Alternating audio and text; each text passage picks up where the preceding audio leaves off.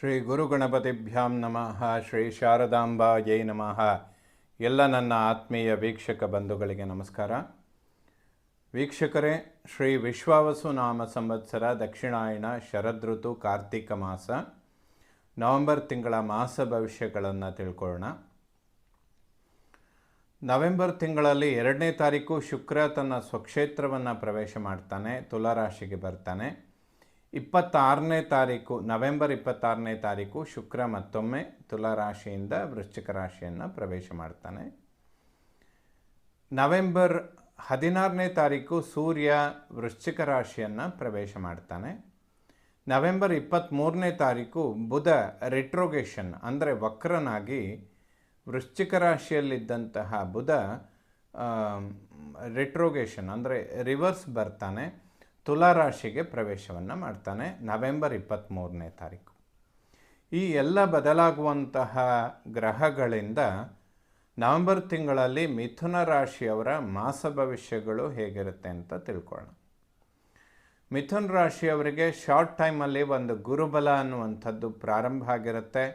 October 18ರಿಂದ December 5ರ ತನಕ ಗುರು ತನ್ನ ಉಚ್ಚ ಕ್ಷೇತ್ರದಲ್ಲಿರ್ತಾನೆ. ಮಿಥುನ ರಾಶಿಗೆ ಅದು ಕೌಟುಂಬಿಕ ಧನಸ್ಥಾನ, ಕುಟುಂಬ ಸ್ಥಾನದಲ್ಲಿ ಗುರು ಉಚ್ಚನಾಗುವಂಥದ್ದು ಖಂಡಿತ ಶುಭ ಫಲಗಳನ್ನು ಕೊಡುತ್ತೆ. ಈ ಸಮಯದಲ್ಲಿ ಹೆಚ್ಚಿನ ಪ್ರಯತ್ನಗಳನ್ನು ಮಾಡಬೇಕು. ಏಕೆಂದರೆ ಮಿಥುನ ರಾಶಿಯವರಿಗೆ ಈ ಗುರುಬಲ ಬರೋದಕ್ಕೆ ಆಲ್ಮೋಸ್ಟ್ 1 ವರ್ಷ ಕಾಯಬೇಕಿತ್ತು. ಮಧ್ಯದಲ್ಲಿ ಇದೊಂದು 2 ತಿಂಗಳು ಈ ಗುರುಬಲ ಬಂದು ಹೋಗುವಂಥದ್ದು ಖಂಡಿತ ಅನುಕೂಲಗಳನ್ನು ಕೊಡುತ್ತೆ. ಇದನ್ನು ಉಪಯೋಗಿಸ್ಕೊಂಡ್ರೆ ಖಂಡಿತ ಅನುಕೂಲಗಳನ್ನು ನಿರೀಕ್ಷೆ ಮಾಡಬಹುದು. ಮಿಥುನ ಲಗ್ನ, ಮಿಥುನ ರಾಶಿಯವರು ಆರೋಗ್ಯದ ವಿಚಾರಗಳಲ್ಲಿ ಹೆಚ್ಚಾಗಿ ಗಮನ ಕೊಡುವಂಥದ್ದು ಅತ್ಯಂತ ಅವಶ್ಯಕ. ಏಕೆಂದರೆ ಕುಜ ಮತ್ತು ಬುಧ ಇಬ್ಬರು ತನ್ನ ಲಗ್ನದ ಅಧಿಪತಿಯಾದಂತಹ ಬುಧ ಹಾಗೂ ರಾಶಿಯಾಧಿಪತಿಯಾದಂತಹ ಬುಧ ಷಷ್ಠ ಅಂದರೆ ರೋಗಸ್ಥಾನದಲ್ಲಿ ಕುಜನ ಯುತಿಯಲ್ಲಿರ್ತಾನೆ. ಮಾನಸಿಕವಾಗಿ ಹಿನ್ನಡೆ ಅಥವಾ ಹೊಟ್ಟೆಗೆ ಸಂಬಂಧಪಡುವಂತಹ ಆರೋಗ್ಯ, ಚರ್ಮ ವ್ಯಾಧಿಗಳು, ಸ್ಕಿನ್ ಅಲರ್ಜಿ ಮತ್ತು ಮಾನಸಿಕವಾಗಿ ಸ್ವಲ್ಪ ತೊಂದರೆಗಳನ್ನು ಕುಜ ಮತ್ತು ಬುಧನ ಯುತಿಯಲ್ಲಿ ಸ್ವಲ್ಪ ಉಂಟಾಗುತ್ತೆ. ಇದಕ್ಕೆ ಲಕ್ಷ್ಮೀ ನರಸಿಂಹನ ದರ್ಶನ ಮಾಡಿದರೆ ಖಂಡಿತ ಶುಭ. ಮಿಥುನ ಲಗ್ನದವರು ಆರೋಗ್ಯದ ಬಗ್ಗೆ ಹೆಚ್ಚಿನ ಗಮನ ಕೊಡುವಂಥದ್ದು ಅವಶ್ಯಕ. ನವೆಂಬರ್ 23ರ ತನಕ ಕುಜ ಮತ್ತು ಬುಧ ಇಬ್ಬರು ರೋಗ ಸ್ಥಾನದಲ್ಲಿರ್ತಾರೆ. ಅವರಿಬ್ಬರ ನಡುವೆ ಶತ್ರುತ್ವ ಇರೋದರಿಂದ ಅದು ಆರೋಗ್ಯದ ಮೇಲೆ ಹೆಚ್ಚಿನ ಪ್ರಭಾವಗಳನ್ನು ಬೀಳುತ್ತೆ. ಒಂದು ರೀತಿಯಲ್ಲಿ ಯಾರಾದರೂ ತುಂಬ ನಂಬಿಕಸ್ಥರಿಂದ ಏನಾದರೂ ಮಾನಸಿಕವಾಗಿ ನೋವಾಗುವಂಥ ವಿಚಾರಗಳು ಹೆಚ್ಚಾಗಿರುತ್ತೆ.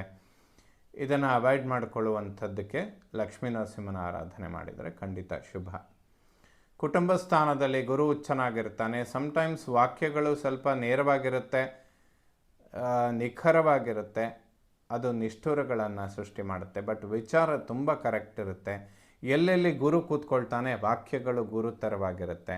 ಬಟ್ ಅದನ್ನು ಅಕ್ಸೆಪ್ಟ್ ಮಾಡ್ಕೊಳ್ಳೋರು ನಿಷ್ಠುರವಾಗಿ ತಗೊಳ್ತಾರೆ. ಗುರು ಯೋಗಕಾರಕನಾಗಿದ್ದರೆ ಬೈದು ಹೇಳಿದರೂ ಕೂಡ ಒಳ್ಳೆಯದಾಗಿ ತಗೊಳ್ತಾರೆ. ಗುರು ಯೋಗಕಾರಕನಲ್ಲದಿದ್ದಾಗ ಒಳ್ಳೆ ರೀತಿಯಲ್ಲಿ ಸಾಫ್ಟಾಗಿ ಹೇಳಿದರೂ ಕೂಡ ಅದನ್ನು ನಿಷ್ಠುರವಾಗಿ ತಗೊಳ್ತಾರೆ. ಇದು ಒಂದು ಮಿತ್ರತ್ವ ಇರುವಂಥದ್ದು ಅತ್ಯಂತ ಅವಶ್ಯಕವಾಗುತ್ತೆ. ಹಾಗಾಗಿ ಗುರು ತುಂಬ ಉತ್ತಮ ಸ್ಥಿತಿಯಲ್ಲಿದ್ದಾನೆ. ನಿಮಗೆ ತಿಳಿದೇ ವಾಕ್ಯಗಳು ತುಂಬ ಸ್ಟ್ರೈಟಾಗಿ ಹೊರಗೆ ಬರುತ್ತೆ. ಅದನ್ನು ಅವಾಯ್ಡ್ ಮಾಡ್ಕೊಳ್ಳಿ. ಏಕೆಂದರೆ ಈ ಒಂದು ಗುರುಬಲ ಮಿಥುನ ರಾಶಿಯವರಿಗೆ ತುಂಬ ಅನುಕೂಲಗಳನ್ನು ಕೊಡುವಂಥದ್ದಿರುತ್ತೆ. ಸುಮ್ಮನೆ ಸಣ್ಣ ಪುಟ್ಟ ವಾಕ್ಯಗಳು ಕೆಲಸಗಳನ್ನು ಹಾಳು ಮಾಡ್ಕೋಬಾರ್ದು ಅನ್ನೋ ಉದ್ದೇಶದಿಂದ ವಾಕ್ಯಗಳನ್ನು ಸೌಮ್ಯ ಮಾಡ್ಕೊಳ್ಳಿ. ವಾಗ್ವಾದಗಳನ್ನು ಮಾಡದೇ ಇದ್ದರೆ ಅಭಿವೃದ್ಧಿಗಳು ಹೆಚ್ಚಾಗಿ ಸಿಗತ್ತೆ ಅಂತ ಹೇಳ್ಬೋದು. ಧನಾಗಮನಗಳಿಗೆ ಖಂಡಿತ ಇದು ಒಂದು ಶುಭ ಸಮಯ. ಏಕೆಂದರೆ ನವೆಂಬರ್ 2ರಿಂದ ಶುಕ್ರ ಧನಕಾರಕ ತನ್ನ ಸ್ವಕ್ಷೇತ್ರದಲ್ಲಿರ್ತಾನೆ. 2 ಗುರುತರವಾದ ವ್ಯಕ್ತಿಗಳು ಉತ್ತಮ ಸ್ಥಿತಿಯಲ್ಲಿರ್ತಾರೆ. ಅಂದರೆ ದೈವಗುರುವಾದಂತಹ ಗುರುಬ್ರಹ್ಮ, ದೈತ್ಯ ಗುರುಗಳಾದಂತಹ ಶುಕ್ರಾಚಾರ್ಯರು ಅವರಿಬ್ಬರೂ ಕೂಡ ಒಬ್ಬರು ಸ್ವಕ್ಷೇತ್ರದಲ್ಲಿದ್ದರೆ ಇನ್ನೊಬ್ಬರು ಉಚ್ಚ ಕ್ಷೇತ್ರದಲ್ಲಿರ್ತಾರೆ. ಹಾಗಾಗಿ ಮಿಥುನ ರಾಶಿಯವರಿಗೆ 2 ರೀತಿಯ ಗುರುಗಳ ಒಂದು ಅನುಗ್ರಹ ಹೆಚ್ಚಾಗಿ ಸಿಗುವಂತಹ ಮಾಸ ಇದಾಗಿರುತ್ತೆ. ಕುಟುಂಬದಲ್ಲಿ ನೆಮ್ಮದಿ, ಸೌಖ್ಯ, ಹಣಕಾಸಿನಲ್ಲಿ ಅಭಿವೃದ್ಧಿಗಳು. ನವೆಂಬರ್ 2ನೇ ತಾರೀಕಿನಿಂದ ನವೆಂಬರ್ 26ರ ತನಕ ಬಹಳ ಉತ್ತಮವಾದಂತಹ ಸಮಯ. ಇನ್ನು ಒಡಹುಟ್ಟುಗಳ ನಡುವೆ ಸಾಮರಸ್ಯ ಖಂಡಿತ ಅಭಿವೃದ್ಧಿಗಳನ್ನು ಕೊಡುತ್ತೆ. ಯಾವುದೇ ಸಮಸ್ಯೆಗಳಿಲ್ಲ. ಸೋದರ ಕಾರಕನಾದಂತಹ ಕುಜನು ಕೂಡ ಸ್ವಕ್ಷೇತ್ರದಲ್ಲಿದ್ದು ಗುರುದೃಷ್ಟಿ ಪಾತ್ರನಾಗ್ತಾನೆ. ಆ ಸ್ಥಾನಾಧಿಪತಿ ಸೂರ್ಯ ನವೆಂಬರ್ 16ರ ತನಕ ನೀಚ ಕ್ಷೇತ್ರದಲ್ಲಿರ್ತಾನೆ. ಆರೋಗ್ಯದ ಬಗ್ಗೆ ಗಮನ ಕೊಡುವಂಥದ್ದು ಸ್ವಲ್ಪ ಸೂಕ್ತ. ಸಾಮರಸ್ಯ ಒಡಂಬಡಿಕೆ ಖಂಡಿತ ಶುಭ ಆಗುತ್ತೆ. ಯಾವುದೇ ಹಣಕಾಸಿನ ನಿರೀಕ್ಷೆಗಳಿದ್ದರೆ, ಬ್ಯಾಂಕ್ ಲೋನ್ಗಳಿದ್ದರೆ ಅಥವಾ ಯಾರಿಂದಲಾದರೂ ಬರಬೇಕಾದಂತಹ ಹಣದ ನಿರೀಕ್ಷೆಗಳಿದ್ದರೆ ನವೆಂಬರ್ 11ರಿಂದ ನವೆಂಬರ್ 23ರ ಸಮಯ ಏನಿದೆ ಮಿಥುನ ರಾಶಿಯವರಿಗೆ ಬಹಳ ಅದ್ಭುತವಾದಂತಹ ಸಮಯ.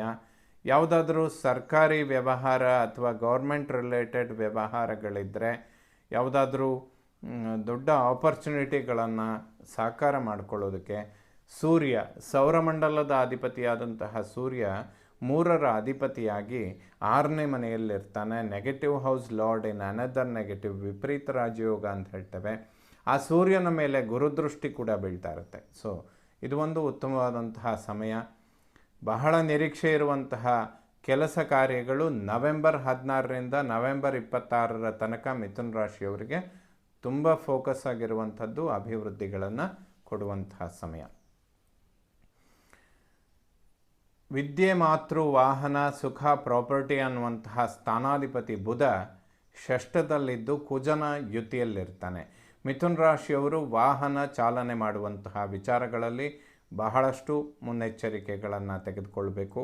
ಸಣ್ಣ ಪುಟ್ಟ ವೆಹಿಕಲ್ ಡ್ಯಾಮೇಜ್ಗಳು ಅಥವಾ ಖರ್ಚುಗಳು ಜಾಸ್ತಿ ಆಗೋದಕ್ಕೆ ಇದು ಒಂದು ಕಾರಣವಾಗುತ್ತೆ.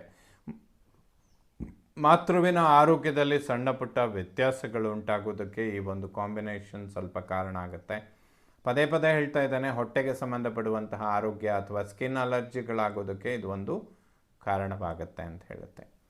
ಬೆಂಕಿ ಅನ್ನುವಂತಹ ಗ್ರಹದ ಯುತಿಯಲ್ಲಿ ಬಂದಾಗ ಸ್ವಲ್ಪ ಅಗ್ನಿ ಅವಘಡಗಳು ಹೆಚ್ಚಾಗಿರುತ್ತೆ ಅಂತ ಹೇಳುತ್ತೆ. ವಾಹನದ ವಿಚಾರಗಳಲ್ಲಿ ಸ್ವಲ್ಪ ಮುನ್ನೆಚ್ಚರಿಕೆಗಳನ್ನು ತೆಗೆದುಕೊಳ್ಬೇಕು. ಭೂಮಿಗೆ ಸಂಬಂಧಪಟ್ಟಂತಹ ವಿಚಾರಗಳಿದ್ದರೆ ಖಂಡಿತ ಅಭಿವೃದ್ಧಿಗಳನ್ನು ಕೊಡುತ್ತೆ. ಯಾಕೆಂದರೆ ಗುರುಬಲ ಸ್ಟಾರ್ಟ್ ಆಗಿದೆ. ಇದು ಪ್ರಾಪರ್ಟಿ ಮತ್ತು ವಾಹನ ಇದೆರಡರಲ್ಲೂ ಅಭಿವೃದ್ಧಿಯನ್ನು ಕೊಡುತ್ತೆ. ಆಲ್ಮೋಸ್ಟ್ ಇದು ಒಂದು ನವೆಂಬರ್ 23ರ ತನಕ ಬುಧ ಮತ್ತು ಕುಜನ ಯುತಿಯನ್ನು ಅವಾಯ್ಡ್ ಮಾಡಿಕೊಳ್ಬೇಕು. ವಾಹನದ ವಿಚಾರದಲ್ಲಿ ಮುನ್ನೆಚ್ಚರಿಕೆಗಳನ್ನು ತೆಗೆದುಕೊಳ್ಬೇಕು. ವಿದ್ಯಾರ್ಜನೆ ಮಾಡುವಂತಹ ಮಕ್ಕಳಿಗೆ ಯಾವುದೇ ಸಮಸ್ಯೆಗಳಿಲ್ಲ. ಯಾಕೆಂದರೆ 5th ಹೌಸಲ್ಲಿ ಶುಕ್ರ ಸ್ವಕ್ಷೇತ್ರದಲ್ಲಿರ್ತಾನೆ. ಖಂಡಿತ ಇದು ಅನುಕೂಲಗಳನ್ನು ಮಾಡಿಕೊಡುತ್ತೆ. ಸಂತಾನದ ಅಂಚಿನಲ್ಲಿರುವಂಥವರಿಗೂ ಕೂಡ ಅದ್ಭುತವಾದಂತಹ ಸಮಯ. ಷಷ್ಠದಲ್ಲಿ ಕುಜ ಮತ್ತು ಬುಧನ ಯುತಿಯಾಗುವಂಥದ್ದು. ಯಾವುದೇ ಹೊಸ ಸ್ನೇಹಿತರನ್ನು ಹುಟ್ಟುಹಾಕೋಬೇಡಿ. ಅನವಶ್ಯಕ ಸಮಸ್ಯೆಗಳನ್ನು ಕ್ರಿಯೇಟ್ ಮಾಡ್ತಾರೆ. ಆದಷ್ಟು ವಾಗ್ವಾದಗಳನ್ನು ಮಾಡಿಕೊಳ್ಳದೆ ಇರೋದು ಖಂಡಿತ ಒಳ್ಳೆಯದು. ಒಳ್ಳೇದು ಹೇಳಿದರೂ ಕೂಡ ನಿಷ್ಠುರವಾಗಿ ತೆಗೆದುಕೊಳ್ಳುವಂತಹ ಸಮಯ ಇದಾಗಿರುತ್ತೆ. ಬಟ್ ರಿಸಲ್ಟ್ ಅಂತೂ ತುಂಬಾ ಚೆನ್ನಾಗಿದೆ. ಯಾಕೆಂದರೆ ಗುರು ತುಂಬ ಉತ್ತಮ ಸ್ಥಿತಿಯಲ್ಲಿದ್ದಾನೆ. ಕುಜದೋಷಗಳು ಸ್ವಲ್ಪ ಎಫೆಕ್ಟ್ ಮಾಡುತ್ತೆ. ಅದನ್ನು ಅವಾಯ್ಡ್ ಮಾಡಿಕೊಳ್ಳೋದಕ್ಕೆ ಲಕ್ಷ್ಮೀ ನರಸಿಂಹನ ಸ್ತೋತ್ರಗಳನ್ನು ಪಠನೆ ಮಾಡಿ. ಮಾಂಗಲ್ಯ ಸ್ಥಾನಾಧಿಪತಿ ಗುರು ಉಚ್ಚ ಕ್ಷೇತ್ರದಲ್ಲಿದ್ದಾನೆ. ದಂಪತಿಗಳ ನಡುವೆ ಸಾಮರಸ್ಯ ಖಂಡಿತ ಶುಭ ಆಗುತ್ತೆ. ವಿವಾಹದ ಅಂಚಿನಲ್ಲಿರುವಂಥವರಿಗೆ ಇದು ಒಂದು ಉತ್ತಮವಾದಂತಹ ಸಮಯ. ಮಿಥುನ ರಾಶಿಯವರು ಇದನ್ನು ಉಪಯೋಗಿಸ್ಕೊಂಡ್ರೆ ಖಂಡಿತ ಶುಭ ಆಗುತ್ತೆ. ಯಾಕೆಂದರೆ ಇವೆಲ್ಲ ಸುಮ್ಮನೆ ಪೋಸ್ಟ್ಪೋನ್ ಮಾಡ್ತಾ ಬರುವಂತಹ ಸಮಯ ಅಲ್ಲ ಇದು. ಮಿಥುನ ರಾಶಿಯವರಿಗೆ ಇನ್ನೊಂದು 5 ವರ್ಷ ಯಾವುದೇ 7.5 ಒಂದು ಸಂದರ್ಭಗಳಿರೋದಿಲ್ಲ. ಅಷ್ಟಮ ಶನಿಯ ಪ್ರಭಾವಗಳು ಮುಕ್ತಾಯವಾಗಿದೆ. 7.5 ಪ್ರಾರಂಭ ಆಗೋದಕ್ಕೆ ಇನ್ನೂ 5 ವರ್ಷ ಇದೆ. ಸೊ ಎಲ್ಲ ಒಂದು ಉತ್ತಮವಾದ ಫೌಂಡೇಶನ್ ಅನ್ನೋದು ಮಿಥುನ ರಾಶಿಯವರಿಗೆ ಈ ಒಂದು 5 ವರ್ಷದಲ್ಲಿ ಸಿಗಬೇಕು. ಹಾಗಾಗಿ ನಿಮ್ಮ ಮುಂದಿನ ಯಾವುದೇ ಒಂದು ದೊಡ್ಡ ಗೋಲ್ಗಳಿದ್ದರೆ ಇಲ್ಲಿಂದ ಪ್ರಯತ್ನ ಮಾಡುವಂಥದ್ದು ಸೂಕ್ತ. ಈ ಗುರುಬಲ ಅದಕ್ಕೆ ಒಂದು ಉತ್ತಮವಾದಂತಹ ಒಂದು ಫೌಂಡೇಶನನ್ನು ಖಂಡಿತವಾಗ್ಲೂ ಕೊಡುತ್ತೆ. ಅಷ್ಟಮಾಧಿಪತಿ ಶನಿ ಕರ್ಮದಲ್ಲಿದ್ದಾನೆ. ಟೆನ್ಷನ್ ಅನ್ನೋದು ಉದ್ಯೋಗ ಕ್ಷೇತ್ರದಲ್ಲಿ ಇದ್ದೇ ಇರುತ್ತೆ. ಕರ್ಮಾಧಿಪತಿ ಗುರು ಉಚ್ಚ ಕ್ಷೇತ್ರದಲ್ಲಿದ್ದಾನೆ. ಓವರಾಲ್ ಒಂದು ರಿಸಲ್ಟ್ ಅಂತೂ ಡೆಫಿನೆಟ್ ಆಗಿ ಸಿಗುತ್ತೆ. ಮಿಥುನ ರಾಶಿಯವರಿಗೆ ಕರ್ಮ ಉದ್ಯೋಗದಲ್ಲಿ ಕಿರಿಕಿರಿ ಅಥವಾ ಟೆನ್ಷನ್ ಖಂಡಿತವಾಗ್ಲೂ ಶನಿ ಕೊಡ್ತಾನೆ. ಪರಿಶ್ರಮ ಇಲ್ಲದೆ ಯಾವುದೇ ಪ್ರತಿಫಲಗಳನ್ನು ಶನಿ ಕೊಡೋದಕ್ಕೆ ತಯಾರಿರೋದಿಲ್ಲ. ಸೊ ಹೆಚ್ಚಿನ ಪ್ರಯತ್ನ ಕಡಿಮೆ ಪ್ರತಿಫಲ ಅನ್ನುವಂಥದ್ದು. ಅಷ್ಟಮಾಧಿಪತಿಯಾಗಿ ಶನಿ ಕರ್ಮದಲ್ಲಿದ್ದಾಗ ಉದ್ಯೋಗದಲ್ಲಿ ಸ್ವಲ್ಪ ಏರುಪೇರುಗಳು ಇರುತ್ತೆ. ಬಟ್ ಈ ಒಂದು ಗುರುಬಲ ಉದ್ಯೋಗ ಕ್ಷೇತ್ರದಲ್ಲಿ ಮಿಥುನ ರಾಶಿಯವರಿಗೆ ಏನಾದರೂ ಸ್ಥಿರವಾದ ವ್ಯವಸ್ಥೆಗಳನ್ನು ಕೊಡೋದಕ್ಕೆ ಕಾರಣವಾಗುತ್ತೆ.